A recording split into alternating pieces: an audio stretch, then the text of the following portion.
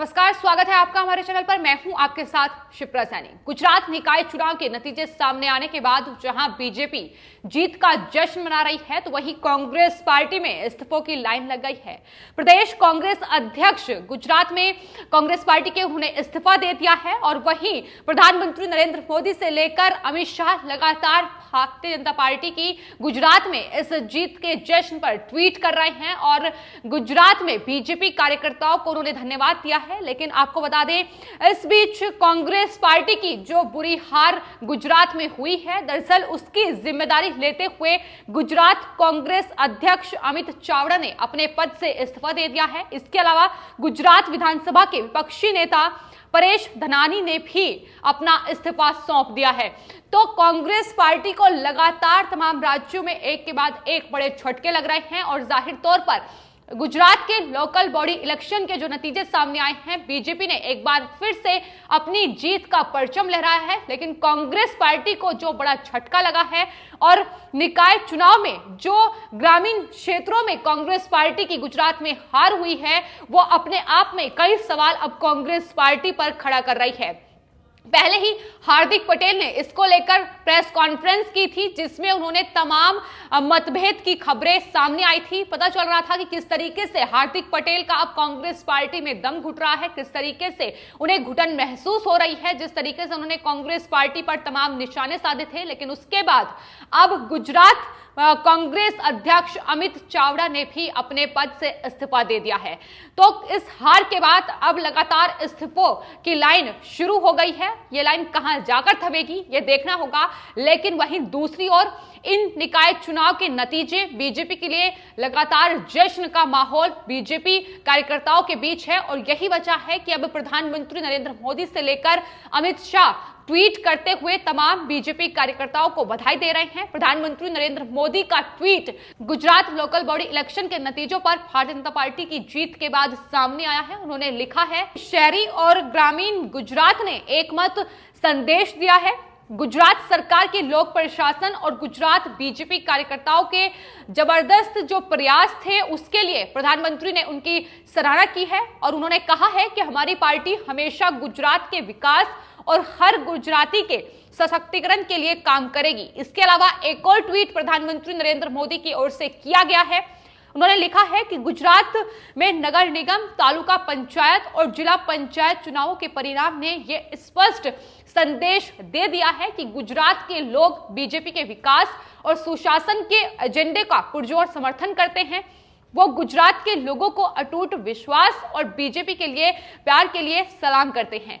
तो इस तरीके से प्रधानमंत्री नरेंद्र मोदी ने तमाम बीजेपी कार्यकर्ताओं को इस जीत की बधाई दी है। जिस तरीके से ग्रामीण क्षेत्रों में भी बीजेपी ने अपनी जीत का परचम लहराया है। जिला पंचायत, तालुका पंचायत और नगर निगम के ये चुनाव थे, जिसमें बीजेपी लगातार एक बड़े मार्जिन से जीतती नजर आई है। वहीं कांग्रेस पार्टी का एक बार फिर से सोपड़ा साफ होता गुजरात में नजर आ रहा है।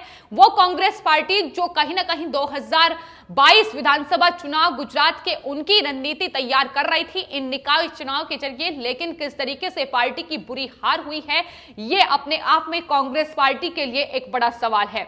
जाहिर तौर पर देश के तमाम अलग अलग राज्यों में विधानसभा चुनाव होने हैं, जिसके लिए लगातार कांग्रेस पार्टी एक बार फिर से वापसी की तैयारी कर रही है। लेकिन ये हार कहीं ना कहीं कांग्रेस पार्टी का मनोबल जरूर तोड़ेगी, क्योंकि कांग्रेस पार्टी किसान आंदोलन की आड़ में फिलहाल अपनी राजनीति चमकाने की कोशिश कर रही है। लेकिन गुजरात लोकल बॉडी इलेक्शन उतने ही अहम थे जितने दूसरे बाकी राज्यों के विधानसभा चुनाव, जिसमें कांग्रेस पार्टी एक बार फिर से उन्हें कहीं ना कहीं जो हार हुई है उस पर आकलन करने को मजबूर कर दिया है। लेकिन बीजेपी की जीत को लेकर न सिर्फ प्रधानमंत्री नरेंद्र मोदी बल्कि गृह मंत्री अमित शाह का ट्वीट भी सामने आया है। उन्होंने ट्वीट करते हुए लिखा है कि यह जीत गरीबों, किसानों और ग्रामीण के विकास और कल्याण के लिए समर्पित है। प्रधानमंत्री नरेंद्र मोदी को टैग करते हुए उन्होंने लिखा कि प्रधानमंत्री नरेंद्र मोदी के नेतृत्व में बीजेपी सरकार ने लोगों का विश्वास जीता है और साथ ही उन्होंने एक और ट्वीट किया है जिसमें उन्होंने लिखा है कि गुजरात के स्थानीय निकाय चुनाव में ग्रामीण क्षेत्रों के लोगों और किसानों ने बीजेपी को विजय बनाया और सरकार की कल्याणकारी नीतियों पर विश्वास की मुहर लगाई है, जिसको लेकर उन्होंने गुजरात की जनता का धन्यवाद दिया है। इसके अलावा गुजरात के मुख्यमंत्री विजय रूपानी और CR पाटिल और तमाम बीजेपी कार्यकर्ताओं को भी धन्यवाद दिया है। तो साफ तौर पर जिस तरीके से प्रधानमंत्री नरेंद्र मोदी का ट्वीट हो या फिर गृह मंत्री अमित शाह का गुजरात में जीत को लेकर ट्वीट हो, उन्होंने साफ तौर पर कहा है कि दरअसल विकास के एजेंडे को लेकर ही बीजेपी आगे बढ़ रही है और हर राज्य में जहां भी चुनाव होने हैं उसमें लगातार जो विकास का एजेंडा है भारतीय जनता पार्टी का, वो लगातार जनता के बीच पहुंचाने की कोशिश हो रही है और उसी पर ही भरोसा करते हुए बीजेपी को लगातार मत मिल रहे हैं और इतने बड़े मार्जिन से भारतीय जनता पार्टी गुजरात या फिर बाकी राज्यों में जीत हासिल कर रही है। आपको बता दें जो 5 राज्यों में विधानसभा चुनाव होने हैं, पश्चिम बंगाल, असम, केरल, तमिलनाडु, पुदुचेरी, तमाम राज्यों के जो कार्यकर्ता हैं, जो वहां नेता पहुंच रहे हैं, उनके साथ जो प्रधानमंत्री नरेंद्र मोदी ने बैठक की हाल ही में, उसमें भी साफ तौर पर प्रधानमंत्री की ओर से यही कहा गया है कि दरअसल भारतीय जनता पार्टी एनडीए की सरकार में जो विकास के एजेंडे को आगे बढ़ाया गया है, जिस तरीके से विकास हुआ है, वही जनता के बीच उसको लेकर ही तमाम पार्टी के कार्यकर्ता और नेता पहुंचे। और एक बार फिर से ट्वीट करते हुए प्रधानमंत्री ने यही बात दोहराई है कि दरअसल गुजरात की जनता ने बीजेपी के विकास और सुशासन के एजेंडे पर ही ये मत दिया है, जिसके लिए उन्होंने तमाम लोगों का धन्यवाद किया है।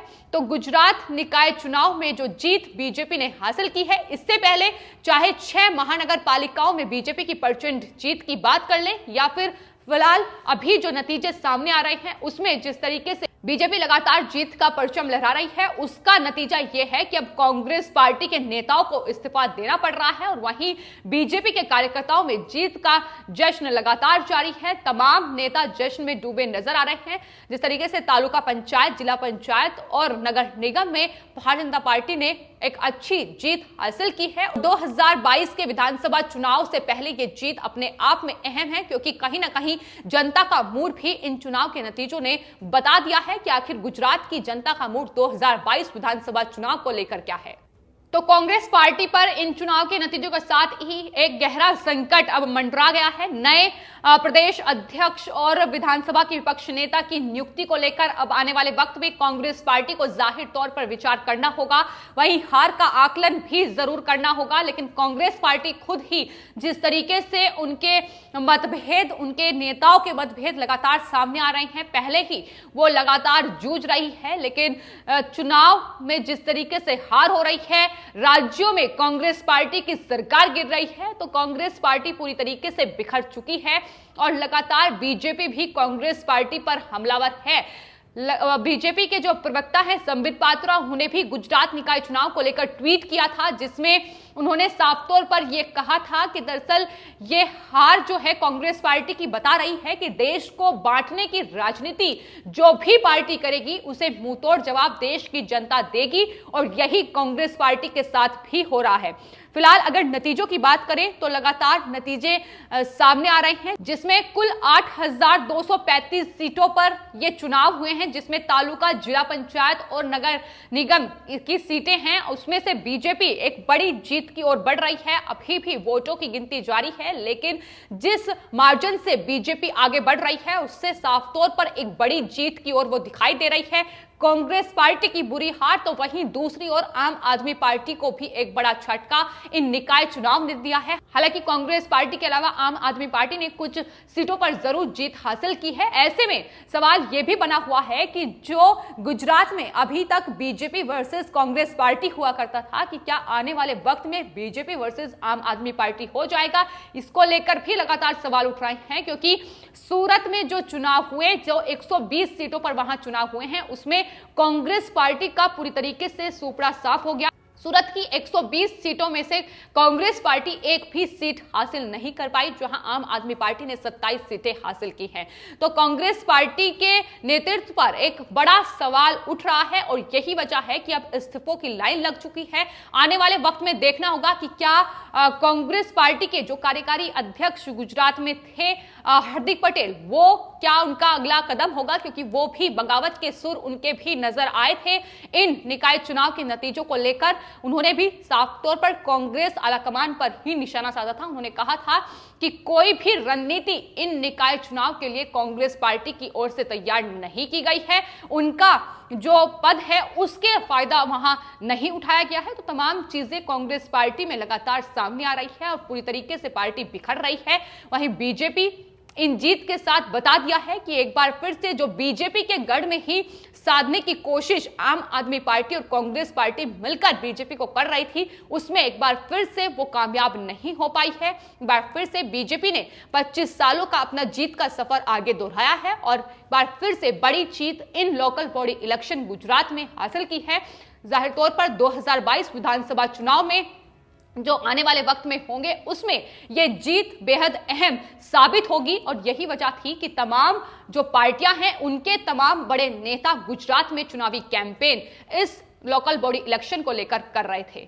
फिलहाल आपकी इस पूरे मामले पर क्या राय है, हमें कमेंट बॉक्स में जरूर लिखें और चैनल को सब्सक्राइब करें। धन्यवाद।